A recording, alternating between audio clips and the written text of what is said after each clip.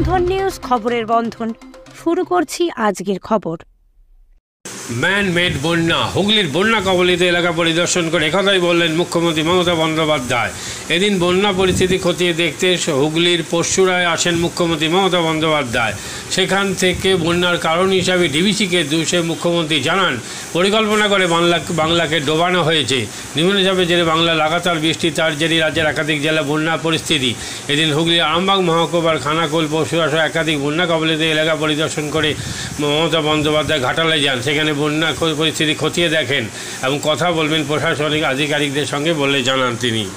নিম্নচাপের কারণে গত কয়েকদিন দক্ষিণবঙ্গে প্রায় সব জেলায় ভারী থেকে অতি ভারী বৃষ্টি হয়েছে। যদিও মঙ্গলবার বিকেলের পর থেকে বৃষ্টির পরিমাণ কমলেও আতঙ্কের দিন কাটছে না দক্ষিণবঙ্গের একাধিক জেলার বাসিন্দাদের। এরই মধ্যে জল ছাড়া শুরু করেছে ডিভিসি, ফলে দক্ষিণবঙ্গের একাধিক জেলাতে সৃষ্টি হয়েছে বন্যা পরিস্থিতি। গোটা বিষয়ের ওপর নজর রাখছে রাজ্য সরকার। ইতিমধ্যেই পরিস্থিতি মোকাবিলার বিশেষ উদ্দেশ্যে উদ্যোগ নেওয়া হয়েছে নবান্নের তরফে। এদিন হুগলির পরশুরায় গিয়ে বন্যার জন্য ডিভিসির জল ছাড়াকে কার্যত দায়ী করলেন মুখ্যমন্ত্রী মমতা বন্দ্যোপাধ্যায়। এদিন তিনি জানান, 3.5 লক্ষ কিউসেক জল ছাড়া হয়েছে, ম্যানমেড নয়। পরিকল্পনা করে বাংলাকে ডোবানো হয়েছে নিজেদের রাজ্যকে বাঁচানোর জন্য। মানে ম্যানমেড ফ্লাড পরিকল্পিতভাবে বাংলাকে ডুবিয়েছে নিজেদের রাজ্যকে বাঁচাবার জন্য। বারবার বলে বলে বলে বলে ফেড আপ হয়ে যাচ্ছি। কেন্দ্রীয় সরকার ড্রেজিং করে না, ডিভিসি আরো 2 লক্ষ কিউসেক জল রাখতে পারে। যখন তোমাদের 70% ভরে, 80% ভরে, তখন তোমরা কেন ছাড়ো না? আর নিজেদের রাজ্যটাকে বাঁচাও আর সবটা বাংলার উপরে ঠেলে দাও। বাংলার কত বঞ্চনা সহ্য করবে?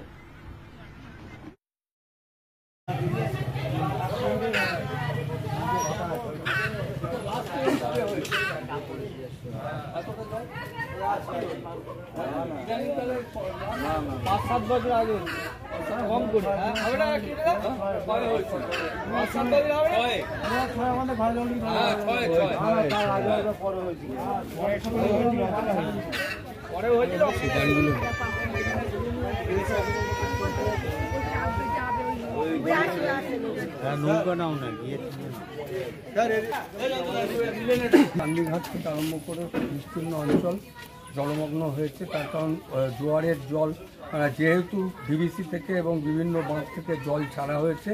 আরামবাগে যেমন ভয়ঙ্কর জল উঠে গেছে, আরামবাগে পুকুরা এবং খানাকুল সর্বত্র, সেখানে মুখ্যমন্ত্রী গেছেন গোঘাট। এখানেও আমরা দেখতে পাচ্ছি বহু বাড়ি, তার বাড়ির ভেতরে ভয়ঙ্করভাবে জল ঢুকে আছে এবং আমাদের চিন্তাভাবনা হচ্ছে যে তাদের যদি এরপরে আরও ভয়ঙ্কর হতে পারে। 2006-এ এরকম একটা পরিস্থিতি হয়েছিল, এখানকার মানুষরা বলছেন। আমরা স্কুলগুলোকে খালি করে সেখানে তাদের শিফট করার, গুরুত্বপূর্ণ কাগজপত্র জিনিসপত্র শিফট করার উদ্যোগ গ্রহণ করছে। আছে বিভিন্ন সব তো লিঙ্ক আছে প্রত্যেকটার সাথে, সেই জল প্লাস জোয়ার সবটা নিয়েই এই পরিস্থিতি হয়েছে। আপনারা তো দেখছেন, আছেন সবারই সংকটজনক পরিস্থিতি। আমরা চিন্তা ভাবনা করছি, জেলা প্রশাসনের সাথেও কথা বলছি, কি করে শিফট করে তাদের রাখা এবং থাকা খাওয়া ইত্যাদির ব্যবস্থা করা, সবটাই করতে হবে। 2028 সালের অলিম্পিককে পাখির চোখ করে প্রস্তুতি নিচ্ছে ধরমপুরের রাইফেল ক্লাবের শুটাররা।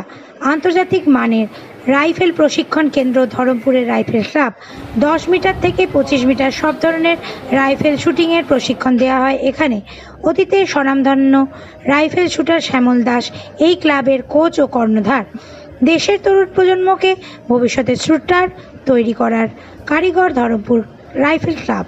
আমি শুটিং করতাম, শুটিংয়ে 90-তে সিভিলিয়ানে ইন্ডিয়া রেকর্ড করে চাকরি পেয়েছিলাম ইস্টার্ন রেল।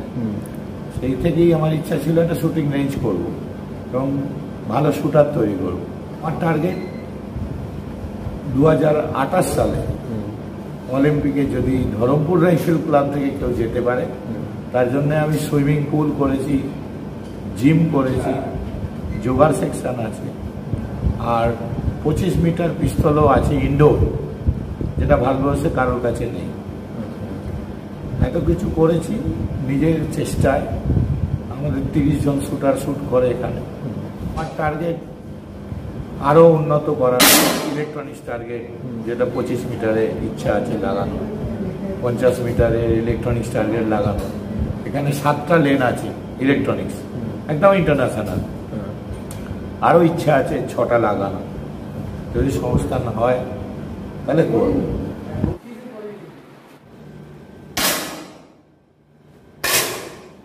মাদকাসক্ত যুবকদের জীবনের মূল স্রোতে ফিরিয়ে আনছে চুঁচুড়া নবজীবন ফাউন্ডেশন। আজ থেকে 7 বছর আগে পথ চলা শুরু হয়েছিল এই সংস্থার। হুগলি জেলা থেকে শুরু হয়েছিল নবজীবন ফাউন্ডেশনের কাজ। আজ গোটা উত্তর পূর্ব ভারতে ছড়িয়ে পড়েছে তার ব্যাপ্তি। জেলা ও রাজ্যের হাজার হাজার মাদকাসক্ত যুবকদের মানসিক ও শারীরিক চিকিৎসার মধ্যে দিয়ে সুস্থ জীবনের পথে ফিরিয়ে আনছে নবজীবন ফাউন্ডেশন। কী করে এই সংস্থাকে তিল তিল করে গড়ে তুলছেন বন্ধন নিউজ এর ক্যামেরার সামনে সে কথা বললেন সংস্থার কর্ণধার চন্দন দাস। দেখি ওটার মধ্যে কি আছে বা পাড়ার বড় দাদারা করছে, আমিও একটুখানি করি, ফিলিংসটা কি সেটা দেখতে যাই। এবং একটা সার্টেন টাইমের পর কি হয়, সেটা ফ্রিকোয়েন্সিটা তখন অনেক বেশি থাকে, গ্যাপ থাকে যখন শুরু করে, পরবর্তীকালে যখন নির্ভরশীল হয়ে পড়ে সেই একটা সাবস্টেন্সের উপর, তখন সেটা থেকে বেরোনোর জন্য সে নানা রকম চেষ্টা করে, কিন্তু তার ওয়ে আউটটা জানা নেই যে কোন রাস্তা দিয়ে গেলে নেশা থেকেও বিরত থেকে সুস্থ স্বাভাবিক জীবনযাপন করা যায়। তো আমি ভাবলাম যে শুধুমাত্র আমি সুস্থ স্বাভাবিক জীবনযাপন করলাম, আমার জীবনের সার্বিক উন্নতি হলো, বা আমার যেসব এম বা আমি জীবনে যে জিনিসগুলো করতে পারিনি সেগুলো আমি ফুলফিল করলাম, তাহলে তো শুধু আমার কথাই ভাবা হলো। তাহলে আমি এরকম কিছু কাজ করি যাতে আমার মতো আরও 5 জন আমার দ্বারা উপকৃত হয়। এবং একটা সার্টেন টাইমের পর যখন মানুষ চায় যে ফিরতে, অথচ তার কাছে রাস্তা থাকে না, তখন এই একটা WHO ওয়ার্ল্ড হেলথ অর্গানাইজেশন একটা প্রসিডিওর বার করেছে। গরম পানীয়র জন্য বিশ্বমানের flask, micro oven, mixer grinder, induction সহ আধুনিক রান্নাঘরের সামগ্রী উৎপাদন সারা বিশ্বে আলোড়ন সৃষ্টি করেছে বড়সিল। পাশাপাশি বিশ্বমানের সোলার গ্লাস, যা সোলার সিস্টেমের অন্যতম সামগ্রী তৈরি করে, সারা বিশ্বে নজির গড়েছে বড়সিল। দেশের বাজারে পাশাপাশি বিশ্ববাজারেও সব প্রতিযোগী কোম্পানিকে পিছনে ফেলে এগিয়ে চলেছে ভারতের বড়সিল। রাজস্থানের বড়সিল কারখানায় 1200 মহিলার কর্মসংস্থান হয়েছে। প্রতিদিন রাজস্থানের প্রত্যন্ত গ্রাম থেকে ওই মহিলাদের গাড়ি করে কারখানায় নিয়ে আসে কারখানা কর্তৃপক্ষ। তারা বড়সিলের বিশ্বমানের প্লেটের ডিজাইনে কাজ করে। দিনের শেষে তাদের গাড়ি করে বাড়ি ফিরিয়ে দেয় কারখানা কর্তৃপক্ষ। কর্মসংস্থানের এই বেনজির দৃষ্টান্তের জন্য বড়সিল কোম্পানিকে কুর্নিশ জানায় ভারতবাসী।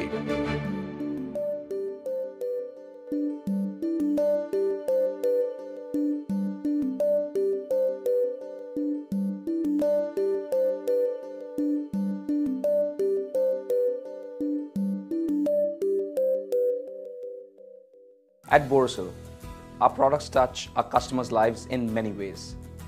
Our philosophy is simple: understand the evolving needs of our customers and deliver solutions to meet them.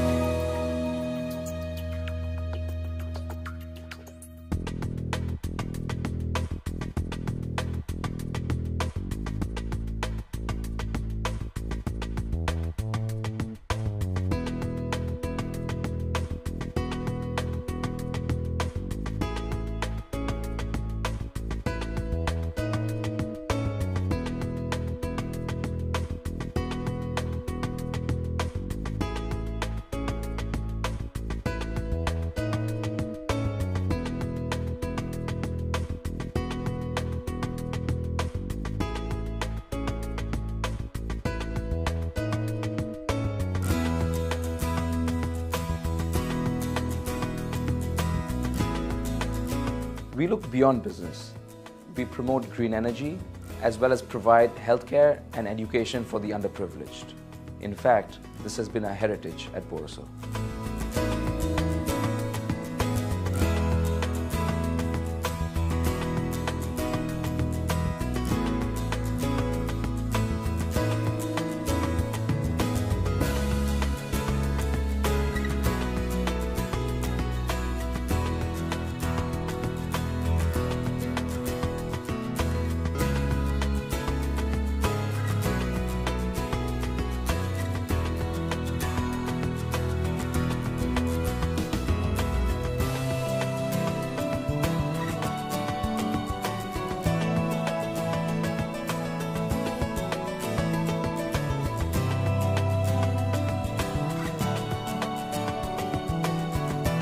Our products are developed with innovation and thought. It is technology emboldened by the human spirit.